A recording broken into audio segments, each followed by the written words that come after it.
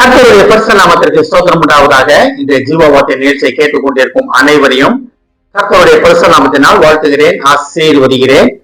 இன்றைய தின தியானத்திற்கு தேவன் கொடுத்த வேத பகுதி ரோமர் எழுதின நிருபம், அதில் 8ஆம் அதிகாரம், அதில் 10ஆம் வசனம். ரோமர் 8:10. மேலும் கிறிஸ்து உங்களில் இருந்தால் சரீரமானது பாவத்தின் நிமித்தம் மரித்ததாயும் ஆவியானது நீதியின் நிமித்தம் ஜீவனுள்ளதாயும் இருக்கும். இன்றைய தினம் நம்முடைய ஆவி நீதியின் நிமித்தம் ஜீவன் உள்ளதாக இருக்கும் என்று கர்த்தர் நம்மிடத்தில் சொல்லுகிறார். எப்படி பாருங்க, ஆவியானது தேவன் தந்த ஆவி, அதே நமக்கு ஒரு தீபமாக இருக்கிறதுன்னு வேதத்துல படிக்கிறோம். நம்ம பவுலர் ரொம்ப அழகா சொல்றாரு. இத நம்ம எப்படி இருந்தா பாருங்க, கிறிஸ்து நம்மளுக்குள்ள இருந்தால் சரீரமானது பாவத்தின் நிமித்தம் மரித்ததாக இருக்கும். இதைத்தான் அவர் ரொம்ப அழகா சொல்றாரு. வாழ்வது நான் அல்ல, கிறிஸ்துவே எனக்குள் வாழ்கிறார் அப்படின்ற நிலைமைக்கு அவர் வந்துதான். அவரு புதிய ஏற்பாடுல நிறைய நிருபங்கள் எழுதினார். அவர் தான் அவரை போல அவ்வளவு நிருபங்கள் எழுதினது புதிய ஏற்பாடுல வேற யாருமே கிடையாது. ஏன்னா அவர் நல்லா தெரியும், நான் வாழ்வது நான் அல்ல, என் சரீரம் முடிஞ்சு போச்சு, செத்து போச்சு, நான் பழைய மனுஷன் கிடையாது, எல்லாம் புதிதா என்ன, பழைய எல்லாம் முடிந்து போயின, எல்லாம் புதிதா என்னன்னு சொன்ன வாக்குப்படி அவரு அழகா சொன்னார். அவரு நான் அல்ல வாழ்வது, கிறிஸ்துவே எனக்குள் வாழ்கிறார். இது நம் பவுலடிகளார் சொன்னது போல நம்மளும் சொல்ல வேண்டும். கிறிஸ்துவே எனக்குள் ஜீவனா இருக்கிறார், கிறிஸ்து என்னுடைய ஜீவன், கிறிஸ்து என்னுடைய ஜீவனாக எனக்குள்ளே வாழ்ந்து கொண்டிருக்கிறார்னு நம்ம தைரியமாக சொல்ல வேண்டும்.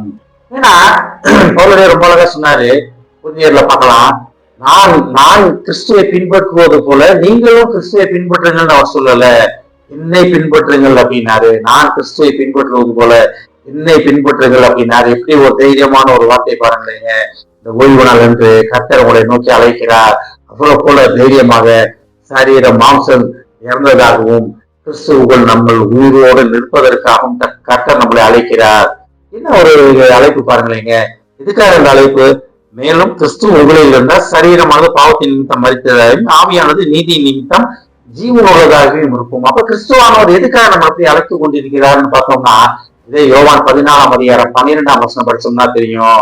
என்னை விசுவாசிக்கிறவன் நான் செய்த கிரியைகளும் செய்வார், என்னிலும் பெரிதான கிரியைகளையும் செய்வான் அப்படின்றாரு. அப்ப கிறிஸ்துவானவர் செய்த அடையாள அற்புதங்கள் நம்மளும் செய்யணும், அதுக்கு மேலேயும் அடையாள அற்புதங்கள் செய்ய வேண்டும். அப்ப எப்படி அந்த அடையாள அற்புதம் நம்ம மூலமா வெளிப்படும்னா, நம்ம சரீரம் நம்ம பாவத்துக்கு மரித்தவர்களாக இருந்தாதான், கிறிஸ்துவின் ஜீவன் நம்மளுக்குள்ள இருந்தாதான். அதான் அழகா கேட்டு பாருங்க, மரித்ததாகவும் ஆவியானது நீதியின் நிமித்தம் ஜீவன் உள்ளதாகவும் இருக்கும். அந்த நிலைமைக்கு நம்ம வர வேண்டும். அதான் தேவனுடைய அழைப்பின் நோக்கமே, படைப்பின் நோக்கமே. தேவன் அதற்காக நம்மளை அழைத்துக் கொண்டிருக்கிறார். வாழ்வது நான் அல்ல, கிறிஸ்துவை எனக்குள் வாழ்கிறார் போலுடைய சொன்னது போல நம்மளும் சொல்ல ஆயத்தமாவோம். ஜெபிப்போம். எங்களை அதிகமான அன்பின் பரலோகிதாவே, நீர் எங்களுக்குள் வாழும்போது தப்பனைகள் சாபம் சரீரம் பாவத்துக்கு மறித்ததாகவும் ஜீவன் உங்களுக்குள் உயிருள்ளதாகவும் ஆதிக்குள்ளதாகவும் இருக்கும் என்பதை உணர்ந்து உங்களுக்கு நன்றி சொல்லுவோம். நீ இதற்காக எங்களை அழைப்பதற்காக நன்றி ஆண்டவரே.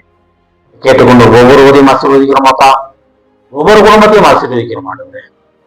குடும்பத்தில் உள்ள ஒவ்வொருவரும் தாப்பனே பாவத்துக்கு மறித்து ஆவியில உயிர்த்தல உதவி செய்யும் ஆண்டவரே. நீ அழைக்கிறதற்காக நன்றி ஆண்டவரே.